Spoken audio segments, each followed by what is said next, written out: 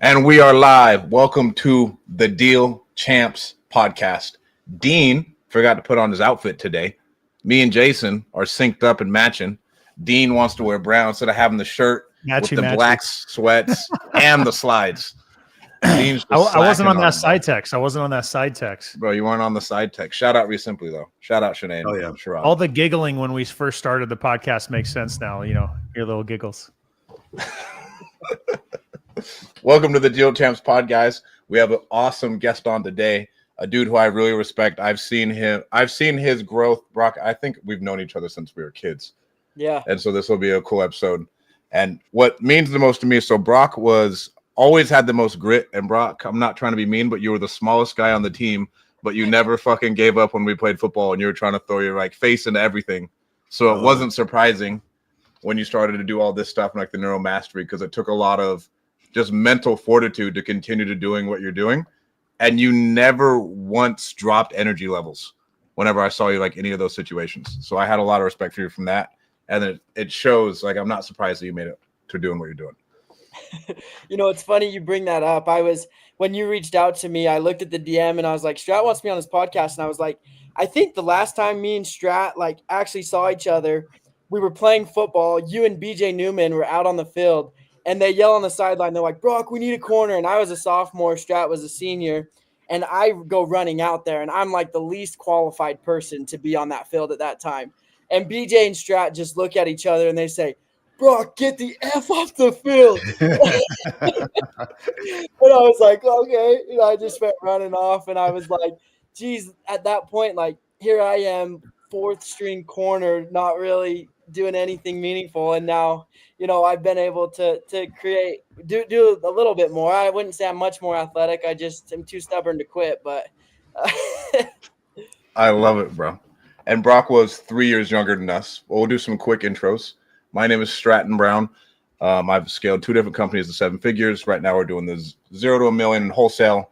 We have a 7-figure real estate portfolio. And our goal is always to show you guys how to be a better business owner, share all these lessons that we've learned. Brock is going to go over the mental side, and we talk about the mental side a lot as far as, I'd say it's 80% mental, and being too dumb to quit, like Brock said, is one of the biggest aspects of entrepreneurship. We have the other matchy twin, the master of hair, Mr. Jason Pritchard, down there with the shirt. Shout out to Reese Simply. Great partner of ours. What's up, guys? It's your other co-host, Jason Pritchard. Quick backstory on me. I worked for 15 years in corporate America, was unhappy with my job, unhappy with my life. We burned all the boats, like Tony Robbins says, in 2014 and have not looked back since. Since then, we've been investing in real estate full time. We've done 500 deals. We own a real estate portfolio just north of $17 million. And I'm actually really excited for this topic because I say that people come to these pods, they come to us, they ask for help, and they think the thing that they're missing is the tactical side of the real estate, the how-to, the nuts and bolts. What list do I pull, and what do I say to the sellers, and blah, blah, blah, blah, blah. And what they really ultimately need is to learn how to screw their head on straight. And I spend more time working on that than I do actually underwriting deals. And that's one of the things that I think has given me consistent success for 10 plus years. So this should be a really good topic. We haven't had somebody come on and just focus on this in a long time. So I'm excited for this one, Brock. It should be a good one, dude. I love it. And then we have Mr. Captain America, Mr. No Match. I mean, bro, it looks like you're against the crew today. I don't know what the fuck's wrong with you. You're against the crew. I'm the OG Reese Simply guy too. I mean, you are the OG Reese Simply. I think it's been 4 years strong when it was a couple sticks put together. Yeah. Mr. Captain America, please do an intro. What's up, guys? Your other co-host, Dean Rogers here. Really excited for having Brock here today. Performance athlete, right in tune with how I got my career started in the NFL. And then I turned to corporate, then got into real estate, been investing in real estate for a decade now in Central California, over 700 plus deals, 8-figure rental portfolio, and coaching students how to get started in real estate with wholesaling. And you guys can always connect with me at deanrogers.com. And then we have the master of mental, Mr. Brock Painter. Again, man does not quit. And that story he told, Brock was always the one who was like, hey, someone needs to get in. And if you guys played sports, you know what to talk about. Hey, someone went down. Somebody needs to run in. Brock Painter could not be denied. and he was trying to get in no matter what was going on, which is awesome. But Brock, give us a quick intro about yourself. Yeah, so my name's Brock Painter. Sounds like I'm in a room of champions, man. I'm listening to all those intros, and I'm like, this is pretty cool. Get to learn from the best today. And so I run a company called Neuromastery. It's a mind and body performance program where we help men become the best and highest versions of themselves. So we do that through the 4 pillars of a healthy person: your physical, emotional, spiritual, and mental. So I help build workout programs, nutrition plans. We have a community where we get together every month, take on different challenges. I help guys train for races, and yeah, it's pretty fun. And then I do some one-on-one coaching to help with the mindset side of things. Why did you Thank ever you. want to run an ultra marathon? Number one, I feel like that's the number one question I always ask people like you. Honestly, I was kind of thrust into it. It wasn't something I necessarily expected. It kind of came from when I was younger. For Strat, who knows me, I have 4 older brothers, being the youngest of 5. My whole goal in life was to be able to keep up with them. And that meant if they hit hard in football, I was going to hit hard in football. Even if that meant hurting myself, I was going to do it at all costs. And if they hit a big jump on a dirt bike, I was going to do it too. And that led me through a lot of my life, always just trying to keep up and follow other people's path. And that also took away a lot of my confidence in myself and understanding that I could handle problems. And that carried with me as I started Neuromastery. I jumped myself. And obviously, if you know the coaching world, it's basically like the flavor of the week. There's so many different coaches. And I thought I had something, I was God's gift to the world in the coaching industry, and that I was going to make a difference. And I was reminded really quickly that that wasn't the case. And that mentality that I had from a kid, I didn't realize was there, that I didn't feel like I was enough or I could handle my own problems. And so I started to get nervous in the industry because I was like, I had a family, I had a wife, and I needed to provide. And so I started reaching out to prominent coaches in the area to get help. And I got on with one who's a big dog here in Utah. And he basically looked at me and he said, Brock, quit what you're doing. He goes, you shouldn't be here. Come back in 10 years when you've done something meaningful. And, that just hit me in the heart. I was like, oh man, like, what do I do? Right. And so I do what I did best. And I went and I got on a bike and I started pedaling and was on there for almost 100 miles. And I just went deep with myself. And I knew there was something more because he was right. There was something I needed to learn from him in a way. Like I needed to learn, like I didn't have the credibility that I needed. And I also don't think he knew who was on the other side of that phone call. And so right after I signed up for my first 100-mile race, and I ran Canyonlands 100 in 2023.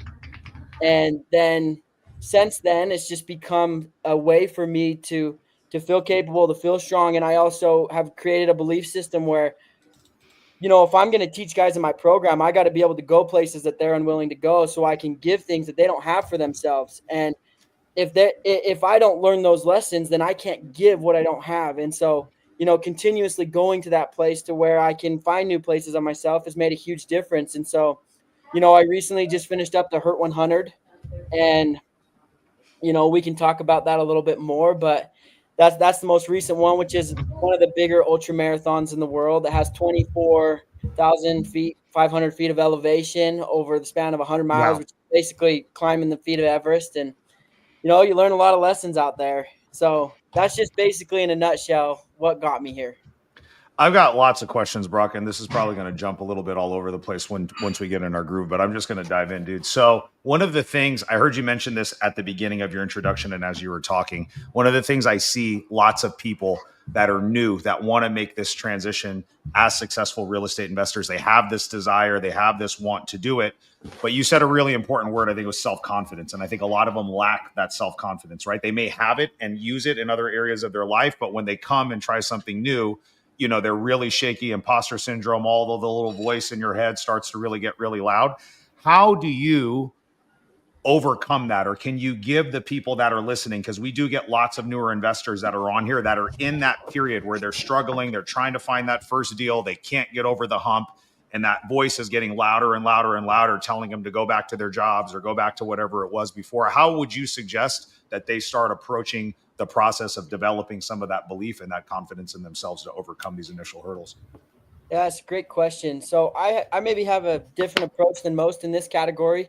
I believe that a lot of the problem is the expectation of confidence. I believe confidence is earned, and it only comes through stacking evidence and proving to yourself that you can do it. So it's like, for example, right? I get on loop 2 of the last, so it was 5 loops. Each of them were about 5,000 feet of elevation. Okay. Loop 1, I went out hot and I was sticking up with these pro runners and I was right there with them. Okay. But I had rolled my ankle 4 times and I basically had blown up my thighs from how steep the downhill was, that which I didn't prepare. Yeah. So I get on loop 2 and all those thoughts start coming up. I don't think I'm capable. I don't believe I'm enough. I don't think I can do this. Okay. Obviously, I wanted to drop out. I didn't think I was like, I may have bit off more than I could chew. I don't think I can finish this race. I didn't have confidence in that moment. Right. I talked myself through it and I was able to continue forward. But what that took is courage. So the lesson that I think would help those young entrepreneurs is confidence is comfortable, courage is not. And sometimes courage is all you have. And you just take that step, that next step. And as you continue to take courage, by the end of the race, I'm confident that I could go back to the Hurt 100 and do it again. But I didn't have that on loop 2. I had to have courage to get me through the race. It's good. That's great. I love that. Bro, I love it. I guess the questions go ahead. about the actual ultra marathon itself. So you said it's 100 miles. How long does something like that actually take? So it varies. The time cap on the race was 36 hours. I finished in 29, but each 100-mile race is a little bit different. This one in particular, with the higher elevation, is going to take you a little longer. So, yeah. So is that just like an all-nighter and you're just pushing through it, or like are you taking breaks? What's the strategy on something like that? So you take break, like you eat food, but it's not like you're sleeping. I don't take breaks longer than 10 minutes. Most aid stations, I would be there for 2. And so they had an aid station about every 5 to 7 miles throughout the course. And then one of those aid stations was where my crew was, where they would bring me like burritos and whole meals that you'd throw down as fast as you can. You really don't want to sit for too long, though, because if you do, the time adds up and then you could add hours onto your race very easily if you're not careful. How hard is it to start back up again when you stop for those 2 minutes? Oh my God. You know what I'm saying? Like, Can you imagine running 30 hours and then sit? All I would want to do is sit down. Oh God, Yeah, that's crazy. honestly, for me, it's not as bad as like if it was on a marathon, I wouldn't be able to get back up. But on these ultras, it actually kind of helps rejuvenate me enough because you just kind of know what you're in. Like you set the expectation, it's going to be hard. Your body's going to ache, and you just kind of have that understanding that it is what it is. And so, you know, you're like, I would rather be out here for 29 hours than 36 hours. So I got to get moving. And so I have timers set before I even start the race. So I know how long I'll be at each aid station, regardless of how I feel. So you had, and I love this thing that you said, you had this conversation with this prominent coach in Utah, and he basically told you just to quit and go do something and come back to me in 10 years.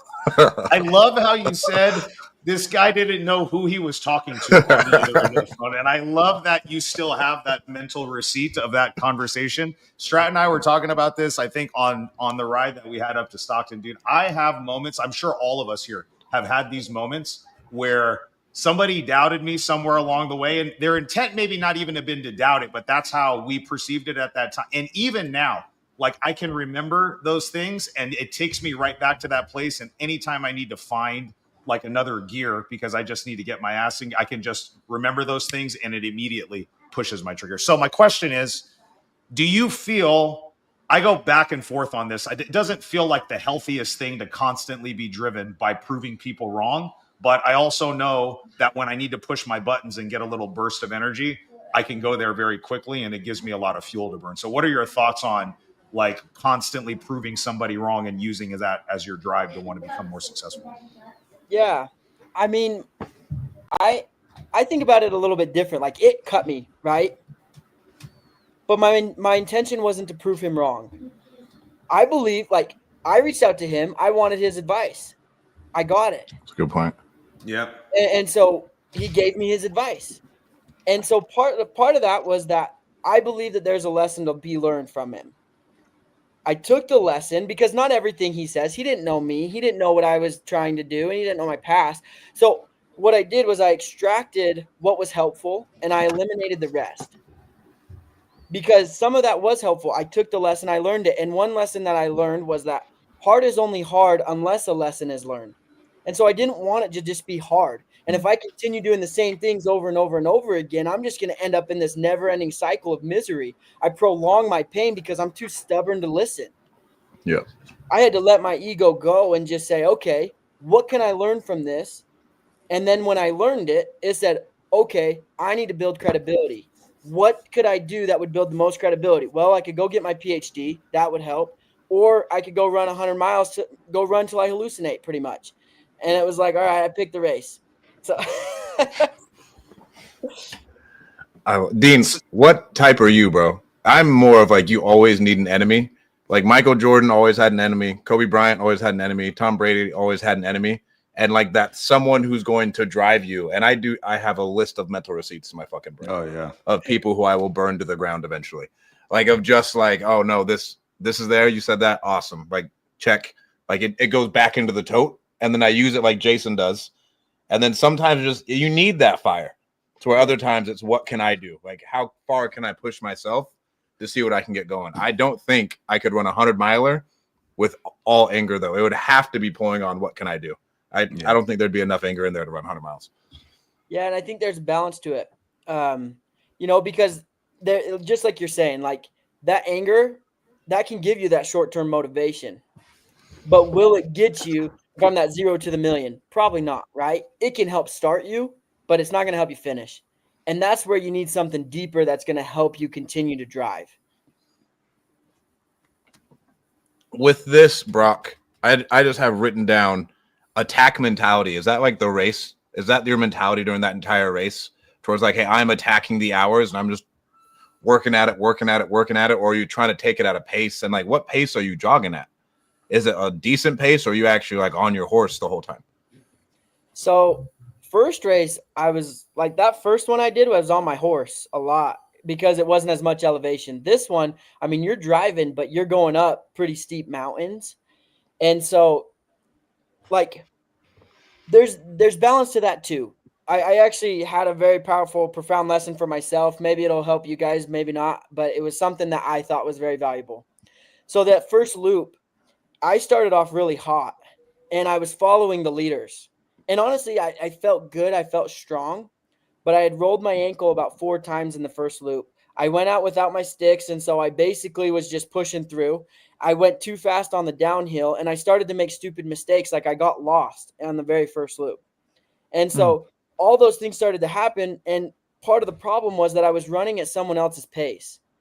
They were very smart and intelligent people, but I wasn't there. I didn't have the training. I don't have the abilities. I don't have the evidence stacked to be able to do that. And so what I did is I ended up putting myself in a bad situation because I wasn't ready to handle what they were doing. And so that second loop, when I had to have that heart to heart, it was at the end of the loop, but I had to slow way down and run my race.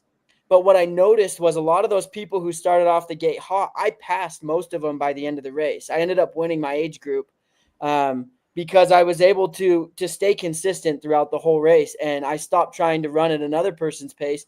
And I just said, hey, stick to your training, trust what you know, you'll be there at the end. And I ended up finishing really well.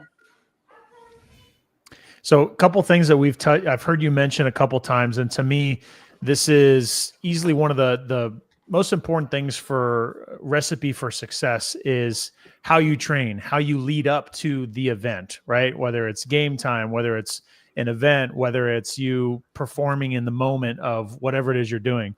Talk to me about the training leading up to this, because I know hearing from other people who have been in marathons and just, high performing athletes, like the training is almost everything, right? So talk to me, like, what did your training regimen look like? How did you learn the right way to train? And, what were your biggest lessons and takeaways as you went through the training? Yeah, it's great.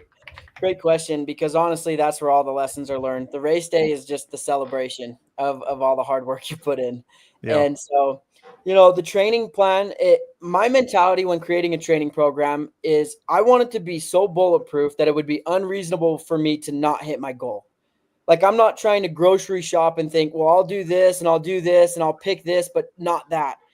I'll do what it takes, regardless of how I feel, regardless of what I think is going to make me feel better. It's just, at the end of the day, I believe that when it comes to training, choice is an illusion. It takes what it takes. And so it's my job just to form myself to do what it takes to be able to get the goal. If I really want the goal, I follow the plan, right? As far as learning how to train and do it effectively, that's just come from trial and error. I've ran a lot of long distance races, and I've ended some very injured. Like my first race, I ended with my shins bruised from the inside out, looking like I'm 9 months pregnant, swollen feet all the way down. And it took me about a month to recover. This one, I'm a week off the race, and I've already ran 7 miles yesterday and 3 today. And, but it's because of that trial and error and putting miles in. Another thing that made a huge difference is I have a coach, not necessarily in the ultra world, but I had a coach for my Ironman training that I did in October. And when I was doing that, like they shortcut all my problems because there's so many things that I just don't know. And if they already have the experience on it, then I can just trust in them. And then I don't have to make as many decisions. Like, a lot of times when you're training yourself, you sit there and a lot of it comes down to emotion and how you feel that day. And you're like, I'm going to listen to my body. But sometimes your body's going to say you're tired when you have a lot more in the tank. And that's where a coach comes into play because they know what it takes to get there so they can shortcut that path. And so I had to trust a lot in that process. And then when it came to getting to this 100, it was just like, it's just plug and play. I show up each day, I run the miles, I do what it takes, and inevitably I'll finish the race. And that's what happened. I think that's huge on the coach part, bro. We talk about this all the time of like having someone who can help you and tell you all the mistakes you shouldn't make, of having some mentor of some kind. And we all talk about how much we invest into ourselves because it's all the decisions that you didn't make that it saves you on. Yeah, you may have only said 5 things, but you tried to do 5 of these other things. You said, hey, don't do that. Don't do that. Don't do that. Just do this. You'll be fine. Yeah, huge. And honestly, they can tell you when to put the gas pedal down and when to pull back because it's hard to know that because your emotions, that's something I study a lot in my program, are an unreliable source of information. The way I define an emotion is your body's interpretation of the present based on past experiences. So if you want to continually repeat the past, listen to your emotions, right? If you want to create new outcomes, you got to do new things, which just means you're going to feel a little bit awkward. You're going to feel like it doesn't fit. It's not going to be you because you're not that person yet. And so you have to allow that evolution to take place.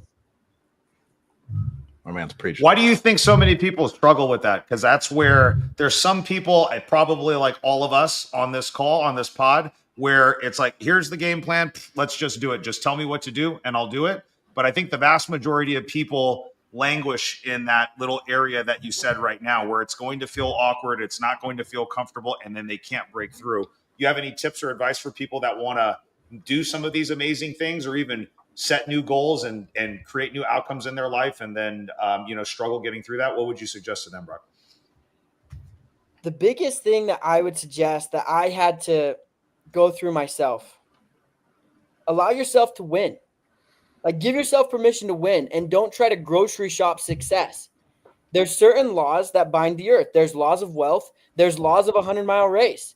And I believe that if one can do it, we all can. And if I can run a 100-mile race, any of you guys on this call could, if you're willing to do what it takes to get there, right? That just may not be your goal, but if you wanted to, you could. If you followed my training program, I bet you I could get you to run 100 miles if you followed it, right? And it's the same thing with you guys. If someone followed, if you really genuinely created those results, it's plug and play because there's certain laws that create those outcomes. So if I'm talking to the person who's struggling there, you must make a choice to take a chance on you. Otherwise, nothing will ever change. And so you have to take that chance on yourself and say, I'm going to go all in. I'm going to allow myself to win. And I'm going to remove any of the guilt and shame around winning. I'm here to have the best outcome I possibly can and create a life that I absolutely love and that I'm absolutely like, I'm the person I respect and I care about. And I love myself so much that I'm going to allow myself to win regardless of how I feel, right? Because you're going to start to create those outcomes. And I'm not saying that emotions are irrelevant.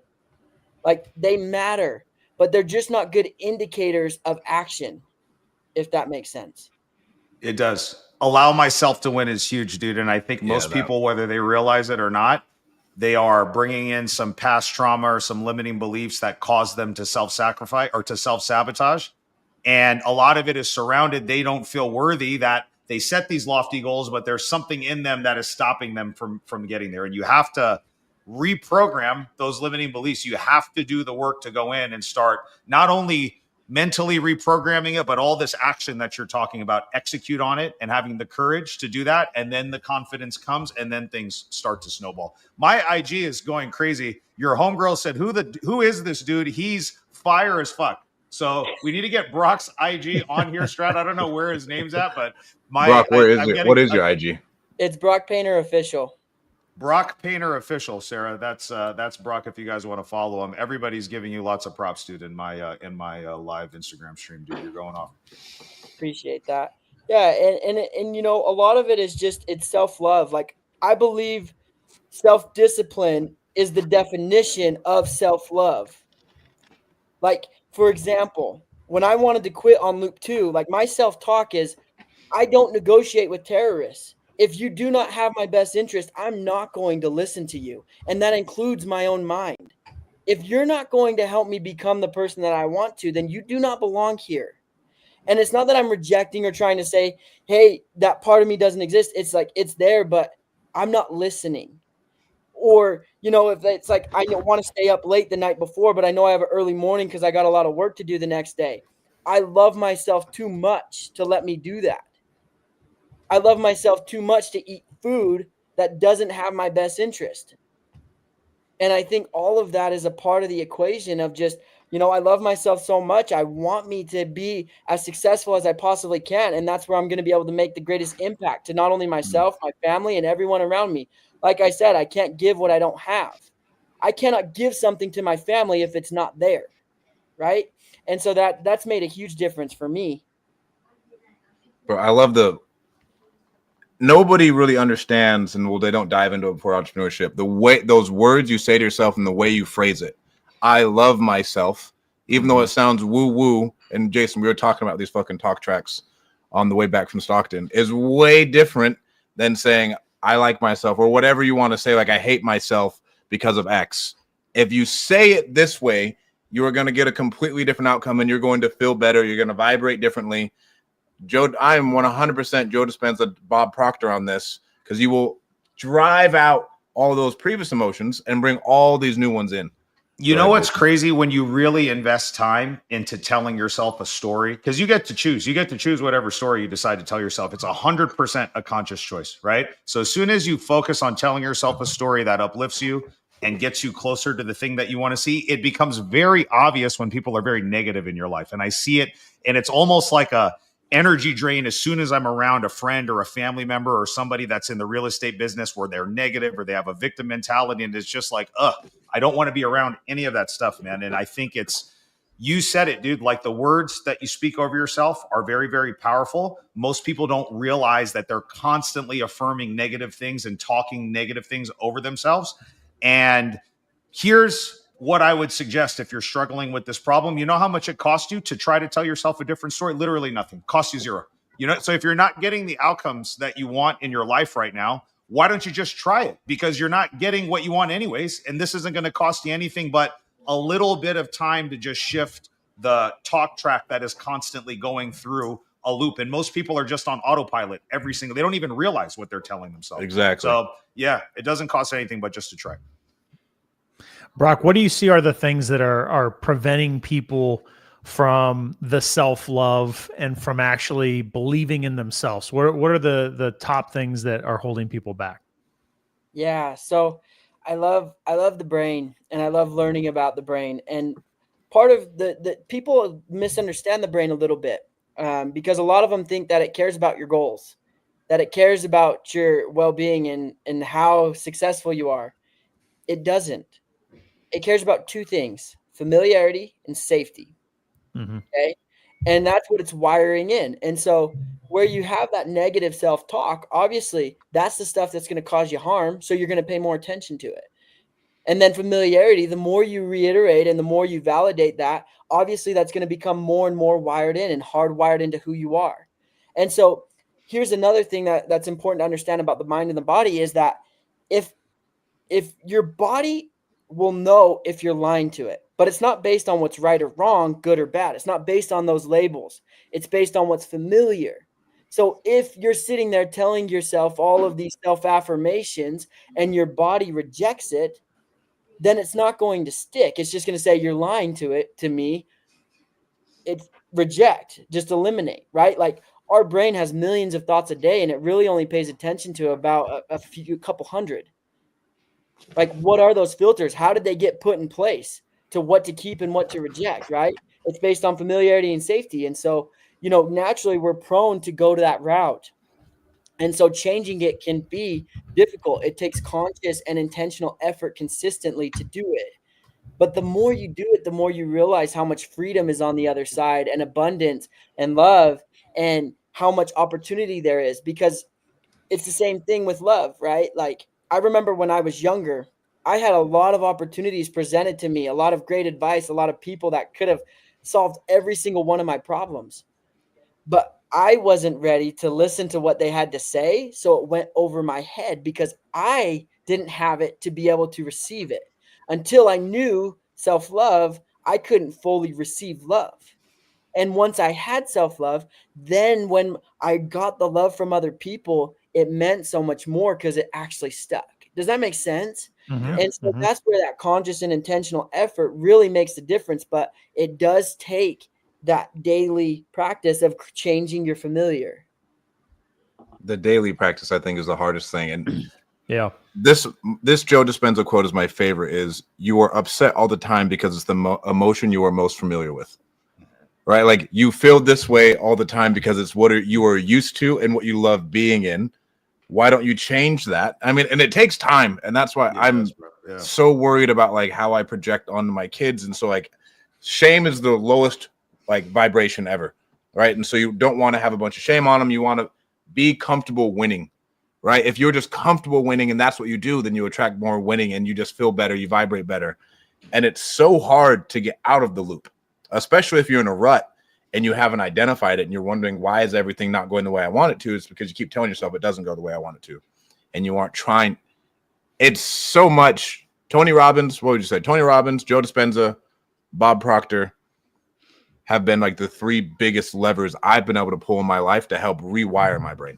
And you know what's crazy is it's like you think about the Tony Robbins of the world and you automatically go to the big self-improvement people. But if you really pay attention to almost any successful person in any industry, 100%. any business, any athlete, they're going to tell you some variation of this, of what we're talking about right now.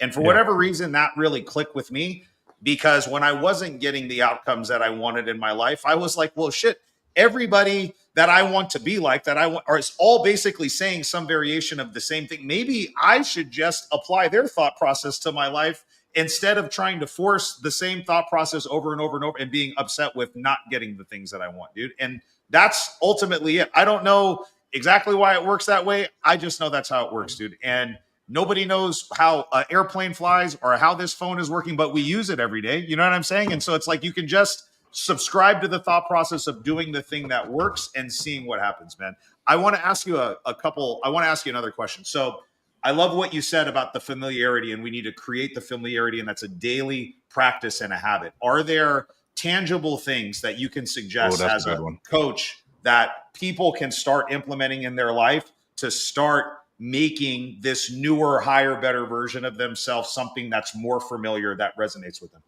Yeah, no, that's great. So typically in my program, we have 3 phases. Okay. It's awareness, habit building. Okay. And then we have the becoming. Everybody likes to stick in these 2. They start with the habits. They start with adding more and more and more onto their life. I don't believe that you start there. Okay. So one quote that I love is we often compensate our own disbelief with hard work. we often try to sit there and we work hard and we add more and more and more into our life, focusing on goals, focusing on this, and that all that is trying to compensate our own disbelief. And what we do is we stress ourselves out, we stress our family out, and we stress everyone else out around us because there's only so many hours in a day. Like if you look at Elon Musk, like he's not working that many times harder than us. He's just more effective and more intentional with the time that he's putting in. Okay, so where I'd start the most in the beginning is you got to create a foundation. You got to get the ego out of the way and have an honest conversation of where you're struggling. Where I like to start is I create a garbage list of everything in my life that I believe to be nonsense and a distraction that take me away from what I really want, right? Like I said, I don't negotiate with terrorists. Like I said on my run, the only way I knew that that was a terrorist and he didn't have my best interest is because I'm real familiar with that voice. And I know that it doesn't belong, right? It doesn't mean it goes away. It just means that I don't have to listen. And so I start there. And I start creating a garbage list of everything that I don't feel like belongs in my life. And I start to chip away at those. Okay. And so you start to bring awareness to that internal world. You start to bring awareness to behaviors, thought patterns, things like that. Then step 2, okay, is I start to build the habits. I start to build myself out. What is going to lead me to the most success? And a lot of times we try to do all these indirect things that we believe are going to create success. Doing the thing creates the thing, nothing else. Like an ice bath is going to help you learn to calm your nervous system. It's going to help you stay healthy and have some energy. It's not going to build you $1 million business, right? Running a 100-mile ultra marathon isn't going to, make you a millionaire. You got to do the thing to get the thing, right? Luckily, in my case, I get to run ultra marathons, and that's a part of who I get to be, and that's my goal. So that's where I systematically put a lot of my effort in building my business because that helps me with the knowledge and abilities to help my guys. But doing the thing, so habits, very directed and focused effort, eliminating anything else that doesn't belong. So once you realize what doesn't belong, you eliminate it, and then you choose what does belong, and you put all your efforts there. Because a focused fool will beat a distracted genius every time. That's the biggest thing that I've learned is like, if I can focus on one thing, I can beat anyone, even if I suck at it. There's way better people at what I do than me, but I just showed up more times than them. So, they can't catch me at this point. Everyone listening knows that's true because somebody in the real estate business where you're like, how the hell did this person do this? You know what I'm saying? That's living proof. And we all know people that are like, dude, like, if this person can do it, I know for sure I can do it, right? Say the quote again one more time, Brock. What was it again? A focused fool? A focused fool will beat a distracted genius every time. 100% of the time. That's right. Okay. And then number 3 is becoming. Dino, you're muted. Oh. No wonder. I use those examples all the time, Brock, because there are people that are really smart that just keep getting in their own way and they keep asking, what's the thing I need to do? And I tell them, you just got to stop getting in your own way. There's too many examples of people that are not smart, uneducated, however you want to label them, but they are just so focused on the outcome that they figure out how to get it done. And it's the thing that creates the thing. Just like you said, they're working on the thing to get the result that they want and nothing else. Maybe they're too dumb to realize that there's other distractions that they could have. And that's how they get the results they're looking for. So I love that quote. Yeah. And then number 3, the last tangible thing that I focus on is the becoming. That's where I allow myself to indulge in life and I allow myself to win. I start to take on challenges that will stretch me, that will create me into someone new, that are things that, like, when I create a challenge for myself, I'm like, what's the coolest possible thing that I could think of that I could do? And then I just start to create a plan of building that. Right. And I try to eliminate all the restrictions and things of society that says, it's too much. It's not realistic or whatever. And I just say, what's the coolest thing? And I start building it. Sometimes it takes more time than I like to think, but I always end up there eventually. And the thing is like, I would rather fail at the level of my future self than to succeed at the level of my current self. And so as I sit there and I make these goals, I love the process because I'm always better off than if I didn't at all. And so that's where you start to take on challenges and start to create someone that I absolutely respect and be the person I'm proud of. Brock, bro, do you ever fall off the train And if so, how do you get back on? Because I feel like a lot of people, like, they get there and you're starting to get it rolling, and then you fall off, and it is so hard to get back on. So, like, what is your advice for people like that? To where I'd say there's a lot of start and stop people in entrepreneurship space where you have a ton of setbacks, and maybe you do hit up that routine, you start changing yourself, then you fall off it. So what is your advice for those people?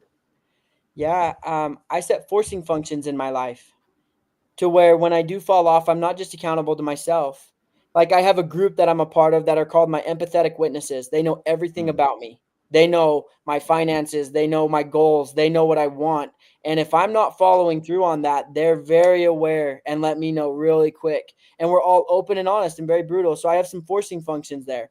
Another thing that I like to do is I also pre-make as many decisions as I possibly can. Because decision fatigue is a real thing. The more decisions you have to make, the more likely you are to make a bad decision. And so I pre-make as many as I possibly can, so that way I can just turn my brain off, and all I have to do is plug and play, right? If I show up, I do this, inevitably I will get the goal. So I have all that decision made well before I'm in the moment. I think that I do so much better when I plan my days. Like, when I sit the night before, I plan it out, because if I don't plan the day takes over, and then everything's fucking scattered. I don't get done what I need to get done or what I wanted to get done. To where if I plan my day the day before, I'm like, okay, especially when it comes to waking up and I know exactly what needs to be executed on, I will have a completely different day rather than like I just wake up. 100%. If I wake up, I'm like, okay, bro, like we got like these 5 things that like really need to be hashed out today. We need to go blow these things out of the water. You wake up with so much more intention. And I feel like a lot of people don't live intentionally. And it took me a while to even identify that I was kind of being aimless when you talk about like outwitting the devil and drifting. Yeah. Waking up intentionally is a massive, massive game changer when it comes to stuff like that too. 100%. And, you know, especially in a space of real estate, like I remember my first day at college, I woke up out of bed and like, I was just like, nobody cares about me. Like, nobody cares if I go to class. Nobody cares if I just sit at home all day in my bed. And there's no repercussion except for the fact that I don't succeed. And so like in real estate, nobody cares. Nobody's over the top of you telling you what you need to do and how you need to do it. And so if you don't tell the world who you are, they're going to tell you for you. And so like part of that intentionality is just saying, this is who I am. This is what I'm going to do. And this is the best plan I have to do it. This stuff for everybody that's tuned in, and we've got a lot of people on my stream that the chat's still going off, dude. So you're dropping some bombs, man. Everybody's resonating with everything that you're saying. What's really interesting is all the things that you're talking about doing are all available for free to have. Doesn't cost anybody money. Very simple framework to follow. And they're very easy to do. And they're also very easy not to do. And most people, at least my experience, want to make things more complicated than what they actually are. And they can't reconcile that it's just waking up and planning my day out and like just clearing out all the obstacles and being intentional. It's got to be something more complicated than that. And everything that you're talking about reminds me of a book that's called The Success System That Never Fails. It's like an old Napoleon Hill style book. And they talk about every chapter, they call them small hinges that swing big doors. And that's what I would call this. It's these little simple things that make big doors open up in your life. And if you guys are struggling with this, stop overcomplicating it, because it's not that simple. People want to know all the time, like, dude, how do you do all the things that you do? It's because like I'm meticulous with my time. I manage my day every single day. I delegate the things that I don't want to do. And I'm very intentional about the things that are important. And when you do that and stack those wins over and over and over and over again for 10 years straight, you'll get to some amazing outcomes in your life, man. So everything that you're talking about resonates deeply with me, dude. It's fire, bro. Yeah, and just Brock, remind us about your IG. I got more people asking, what's the IG? It's Brock Painter Official. Okay. But just a simple way to say what you're saying is, the better you get at saying no, the deeper you're able to go with your yeses. I love it. 100%. Unpack that again. Say it again. Say that one again, because that was another one that I think is going to fly over everybody's head. And why is that important? Why is learning to say no to a lot of these things important? Yeah, the better you get at saying no, the deeper you're able to go with your yeses. And the reason that's important is because every time you say yes, you're taking time and attention away from what matters most. unless it is what matters most. And so if it's not the thing, it needs to be eliminated. And elimination is much more powerful than addition. Like a lot of times we focus so much on more things, more stuff, more time, more everything, and that's not always the answer. Intentionality, focus towards one thing will make the biggest outcome over time. And that's why, if you get good at saying no, you're able to go a lot deeper with your yeses. I'm pumped. I'm ready to run. You only need one marathon yes. right now. I'm ready. And Brock, how much caffeine did you drink, bro? Sorry, Dino. There you go. I drank 500 milligrams, 2 in the beginning, and then 3 in the night. That's all. This was actually my first race ever on caffeine. I'd never done it before. My first race, 100, I did without any pain pills or caffeine. I'd kind of dry dogged it, but this last one, I decided some caffeine would do me good. What was harder, the triathlon or the ultra? Which one was harder? Oh, the 100 mile. 100 for sure. Really? I love triathlons. They're pretty fun, but because you're using so many different muscles. Like I remember doing my run. I only really struggled on the triathlon the last 8 of the marathon. This one, you're in the pain cave for 15 hours. Oh my God. Pain cave. So the pain cave, just you and you, bro, fucking getting after it for 15 hours. It's so funny. There's the biggest hill on the course, and there's just a little sign that says, "Pain is temporary, quitting lasts forever." And you're just like, okay, I got this. Keep pushing. So I'm familiar with the pain cave for sure. Lots of training in my life. For a marathon specifically, and more specifically an ultra marathon, like that's different, right? You're just in the zone. What specifically did you speak to yourself to get through that? Was it a song you would sing or music you would listen to? Did you even have headphones? Like, what did you do to get through that process? Yeah. Well, before the race, I created a why. I started to write down the things that mean the most to me and why I'm out there. One of those things is I want to be able to be there when no one else can. I have a group of guys that I coach, and I got to be able to be there when they can't be there for themselves, which means I got to be willing to go places that they're not willing to go. So that way I can teach them the lessons. And so that was one of my biggest whys, was I want to be able to have that opportunity to be able to give to them when they can't. Number 2, I believe that if I'm going to go out there and I'm going to put all this time and effort into my races, I better come back with a story to tell. Just like back in the day when the hunters would go out to get the buffalo, they better come back with a story to tell the family and some meat. And so that's a big thing for me, is like, I want to be able to create that reality for my son. I want to have lessons that I can teach him of how he can rise up and face the mountains in his life. And so those were big motivations for me. And then also, the last one is a Conor McGregor quote where he says, "Your lack of discipline." I was thinking of it just today. It's, "Your lack of discipline is almost a slap in the face to those who believe in you." And so I wanted to prove those who believe in me right. And that was a big motivation, because I have a wife who sacrificed a lot for me. I have a family who's been there for me. I have people who flew out to Hawaii just to support. And I had countless people watching on Instagram me finish this race. If I don't finish, like, what message am I saying to the world of who I am? And so, I just wanted to be able to prove those who believe in me right. Love that. I love that, because, you think of the Michael Jordans of the world. I just watched Last Dance again. And I think a lot of people will look at people in success and just think that they're just that much better. They're that much more qualified. They're that much more gifted. They're that much smarter, right? Some of the points we've already made. And, you look at the guy's work ethic, and it was just second to none. He was just relentless with his training and pushing himself to those new levels and put himself in those positions consistently to win, so that winning was familiar for him, right?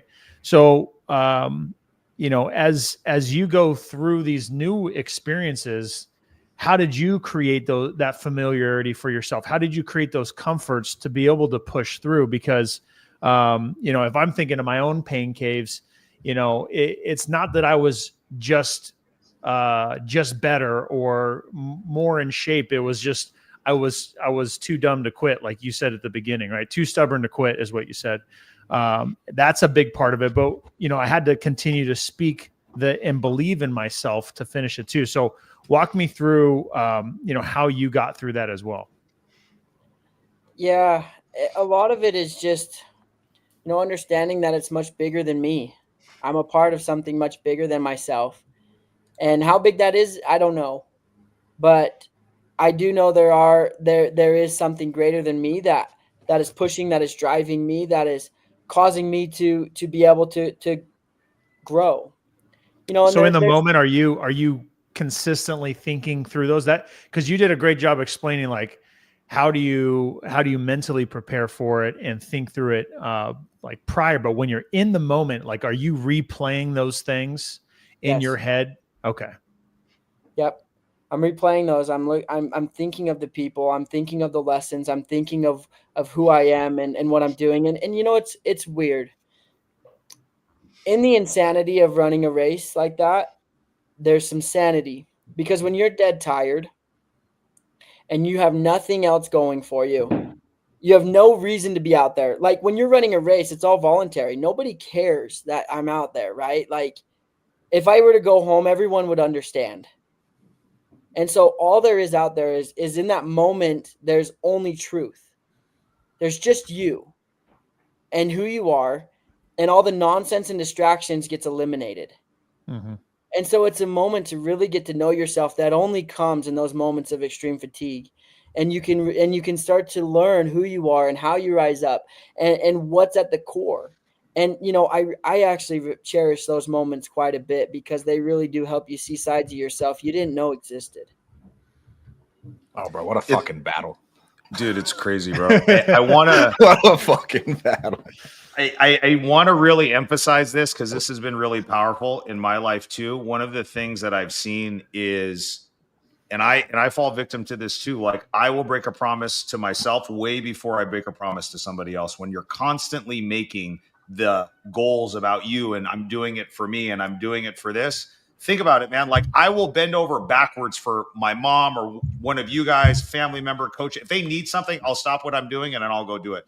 But I struggle sometimes even sticking with commitments to me, dude. You know what I mean? And so if you're still in that, and I spend more time working on this than most people that I know, and I still struggle with it, right? So if you're in that early stage, I think Brock's advice is really, really good. Like you got to make the why about promises you're keeping to other people. And you said a really good quote about it, and I can't recall it right now, but I thought it was perfect, dude. You got to work on not breaking the promises that you make to somebody else. And I think when you make it about that, and it's always about somebody else, the likelihood that you get to where you want to go increases significantly. Yeah, and also Jason, something that helps. Oh, sorry. On a practical level, what I do with that is I time block. Like I won't allow certain people into certain times of my life. Like if you text me from 5 to about 10 a.m., you're not getting a response most likely. Like even my wife, because that's time for me to build myself, to read books, to grow, to learn, to educate. And like that's Brock's time. Then I have my business time. So if you're a part of my business, you then can get into my email, my text, and my calls, and I'll answer, right? But then I also have family time, and I don't let those mix. Like if my mom needs my help while I'm working, she doesn't belong in that time. So that gets eliminated, but she does belong in the night, right? She can use me then. And she knows that. She has that expectation. So a lot of times it's setting proper expectations with my wife, with my kids, with my family, when I'm available and when I'm not. And I time block that. So then I know I have dedicated time. How important is that first window of time for yourself, and how impactful has that you been? Because I think going back to the point, I think we always say I'm doing it for my kids or I'm doing it for this, but then we never take the time to fill our cup up or charge our battery up. So what does that 5 to 10 window kind of look like for you, and how important is it for people to prioritize that period before they start trying to pour into everybody else? Yeah. So I want to preface, I am not preaching that this is what your morning should look like. Yeah. Okay. I'm on a it's part of my job. So it takes a bit more time, but typically this is what it looks like. I'm usually waking up. I'll eat food. I'll start fueling my body for about an hour before, go to the bathroom and, read some books and just start kind of getting myself ready for the day. And it takes about an hour. 6 o'clock, I'm on the trails. Okay. I'm typically running for about 2 hours. Okay. So from 6 to 8, I'm on the trails. Then I come home, I get ready. I spend some time with Kelsey and Summit for a little bit. And then I'm typically spending time then taking offense on my day. So I'm not being reactive to other people, taking calls and things like that. I'm taking offense as far as like, how am I going to grow? How am I going to build? I'm planning. I'm starting to put things in place where I'm on offense. So that can kind of vary. Like I could be posting on social media, making sure that I'm on offense and staying up to date there. So things like that, that's typically where that time comes. And then after 10, then that's where I start. Okay, yeah, I'll start taking calls and emails and things like that, and I'll start getting into the business. And then basically from 6, roughly, sometimes it's later, but that's family time. I'm not taking calls. Like I'm not really focused on myself. Like if my workout didn't get done in the morning, it's not bleeding into family time. Like if it's not, it gets done.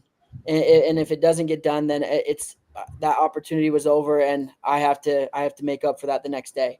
So, and obviously that's just kind of a quick version of it because it varies, but that's basically a rough draft.